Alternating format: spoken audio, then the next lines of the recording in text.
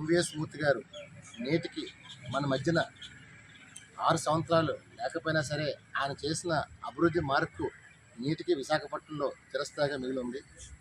మరి ఎంవిఎస్ మూర్తి గారు ఎప్పుడు ఒకటే చెప్తూ ఉండేవారు, మన పని మనం చేసుకోవాలి తప్ప ఎప్పుడు ఎదుటి వాళ్ళ మీద డిపెండ్ అవ్వకూడదని నాకు పదే పదిసార్లు చెప్పేవారు.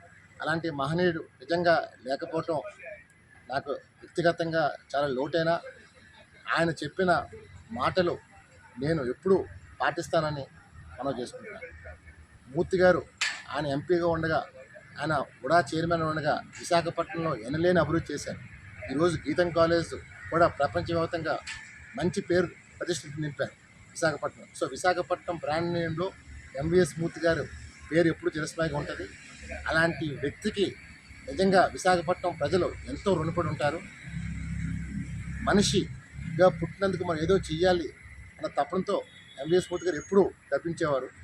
మరి అలాంటి మహనీయులు ఆదర్శాలు ప్రతి ఒక్కరూ పాటించాలని, ప్రతి ఒక్క యువత ఆయన సిద్ధాంతాలు పాటించాలని ఈ సందర్భంగా తెలియజేసుకుంటున్నాను. డెఫినెట్గా మూర్తి గారు ఏవైతే అనుకున్నారో ఆ లక్ష్య సాధనలో ప్రతి ఒక్కరూ భాగం పంచుకొని ఆయన కోరికలన్నీ నెరవేర్చేలాగా ప్రతి ఒక్కరు కృషి చేయాలని మనం చేస్తాను. జై హింద్.